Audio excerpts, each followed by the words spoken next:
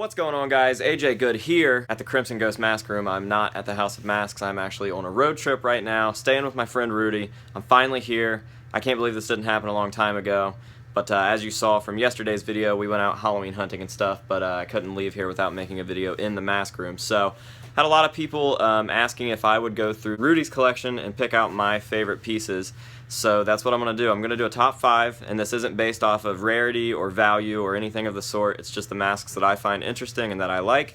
And Rudy, there he is going to chime in every once in a while and tell us some stuff about the masks, because as you guys know, the masks he collects are very different from the masks that I collect for the most part, and he knows a lot more about the stuff that's in this collection than I do. So, let's get to it.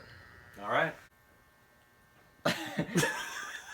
Okay, so I did completely lie to you guys. I didn't realize that the first mask that I was going to pick was actually going to be based off of rarity and value, and it is the Vern Langdon Zombie. So tell me about this thing. I want to know as much as you can possibly tell me about this mask. I don't know. No, it's... Vern Langdon made this thing, and he only made about 22 copies in 1972, which happens to be the year I was born. But anyway... They put one on the cover of the Creepy Spooktacular. You can see it's the 1972 annual, and people kind of went crazy wanting this mask. Everyone was contacting Warren Publishing, saying, how do I get this mask? How do I order it? And it was very hard to get.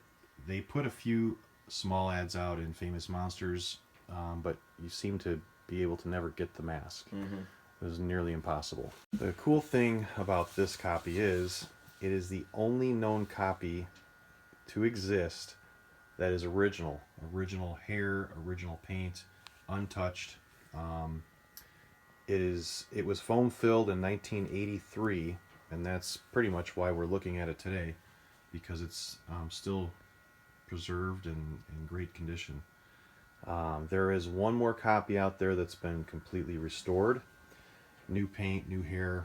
I went through a full restoration and it looks beautiful. Mm-hmm. But this is definitely the only original one that's known.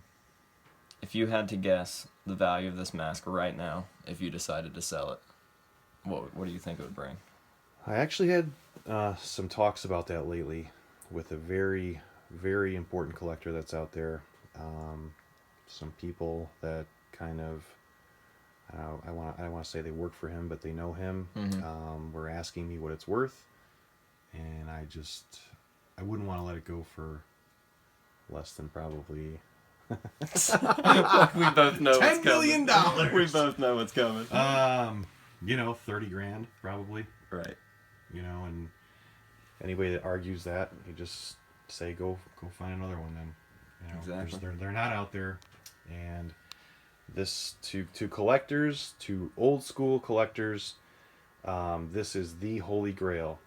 The Halloween Society in the 80s dubbed this mask the rarest mask in the world, and I cannot believe there is one sitting in my collection.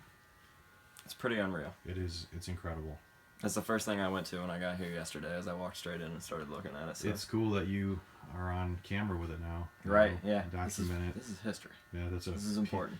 Very big piece of mask history. I knew it had to be the first one that I picked for this video, even though I said I wasn't going to do anything based off of value or rarity or anything aside from aesthetically pleasing to myself. But this is a big deal, so that's why I picked this one for number 1. And that's not like, the highest price mask in the world. Right. You got lunatics out there paying that for a original 75 Kirk. Mm-hmm. For every Vern Langdon zombie, there's probably 10 Kirks. 10 or 15 Kirks. Right. So who knows what the real value is? It's all on what someone will pay for it. Right. Just like anything. Alright, on to the next one. Okay, so the next mask that I picked out is this mummy that I didn't even know Rudy owned until I got here yesterday and started looking around. It's obviously very, very crude, but there's something about the collars and the way that it was sculpted and all that good stuff that I just really like the way that it looks. So, Rudy, if you want to tell us about that one. You're very crude. Thank you. This is the old school Keith Ward sculpt Topstone mummy that you see in all the old Topstone ads. There's a cool little illustration of the old masks. This is the original sculpt. I had a previous copy that was fully restored, and I was able to get my hands on a beautiful original. This was foam filled years ago, and it's in awesome condition. This was actually resculpted later. There's the later resculpt, which doesn't even come close to the original, but it's still, I don't know if it's just retooled, resculpted, whatever, but it's came out, I think, in the late 70s and early 80s, or late 80s. No, late 70s, early 80s, to my knowledge. But this is the one to have, for sure. Yeah, I really like it. I like the collar work on that one, but... And it'll have the original Keith Ward stamp on top there. Beautiful. Much bigger than the other one, too, I believe. Looks Yeah, larger. definitely. Great coloring on that mask. Yeah. Alright, so the next one on my list, number 3, is going to be a Be Something Studios mask. And once again, I didn't know that you owned this, and if I did know, I just never paid attention, but I keep going over to it like every time I'm down here and looking at it. Something about it screams 70s, 80s, 90s Halloween shop to me, and I don't know why I like it so much, but yeah. Totally. You know, there's all these great Frankenstein masks out there, and Mummy and Wolfman, but some of the coolest are the weird characters that are, you know, like a nobody character, and this is one of them. Just a weird guy called the Hanged Man, and obviously he was hung. Came out in 1981, I believe. I'm not sure if this one was sculpted by Bill Weistrom or not, but it's definitely Be Something Studios. It's one of my favorites by them, for sure. I've had a couple copies of it over the years.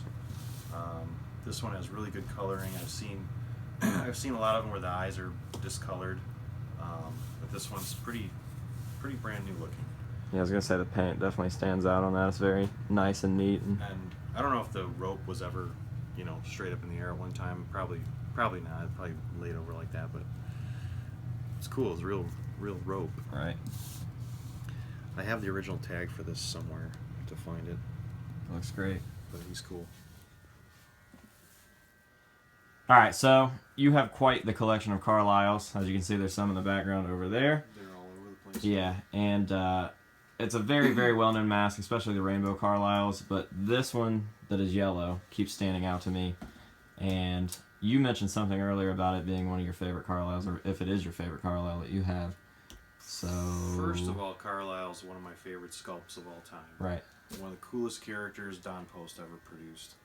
Came out in the 60s. This is the original here on your left.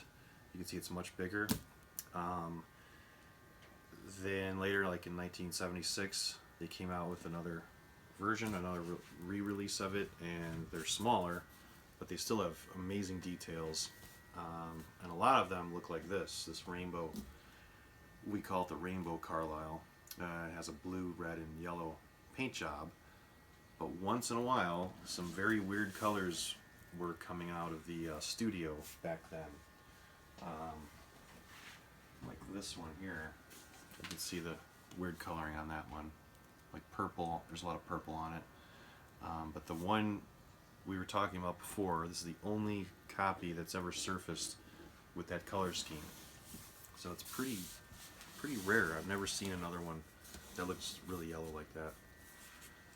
Yeah, there's something special. Like, weird characters come out with weird colorways that don't really make sense, and like those are the coolest things ever.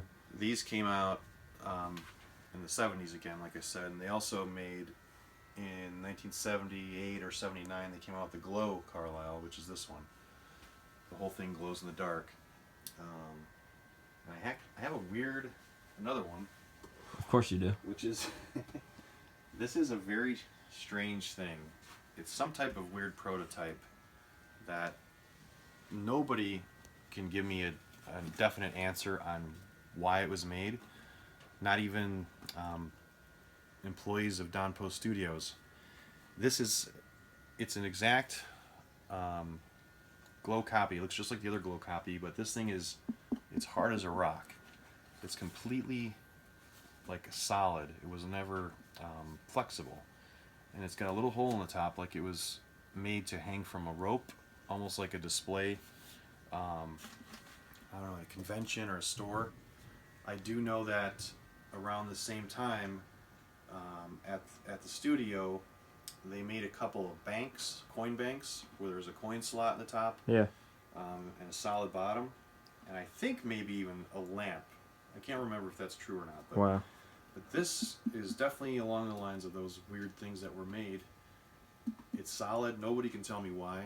I've asked some very knowledgeable people and can't figure it out, but it was definitely made to hang in some sort of display.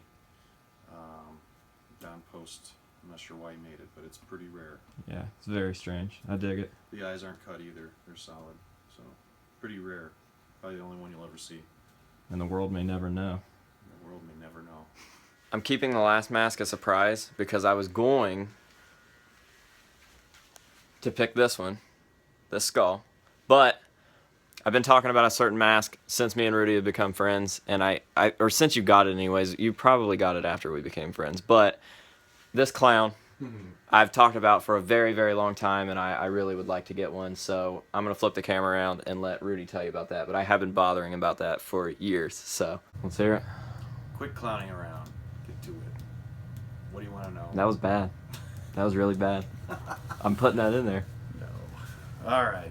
The 1967 Felix Adler Clown by Don Post Studios. This was an old plastisol vinyl mask. Super rare. I've seen maybe 3 ever. Felix Adler was a very famous clown.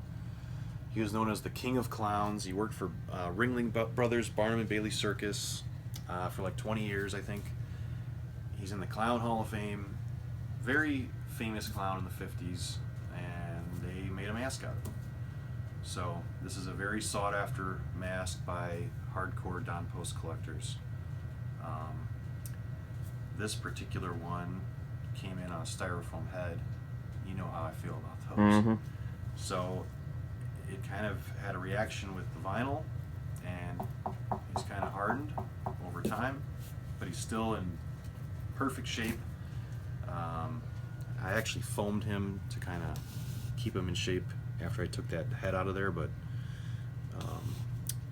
Vern Langdon at the time was painting these, I believe, at the studio. You know, this goes way back, so it's very possible that Vern painted this mask himself. There's like maybe 2 or 3 different variations I've seen on some of the paint. Like around the mouth, it could be airbrushed versus these hard lines, but they all look awesome. So Sweet. You picked a good one. It's a rare one. What do you think of my top 5 list here? It's pretty good. You surprised me with Good some deal. of them, yeah. Good, good. Like I said, I'm just basing it all off of looks, aside from the Vern Langdon zombie. We need to do this more often. Yeah. You have to come to my house and do it. Alright. Alright guys, that is going to just about do it for this video. I hope that you enjoyed it, and I'm going to leave you with some honorable mentions that didn't quite make it onto my top 5 list here at Rudy's house. I hope you guys enjoyed this video, and we'll see you later.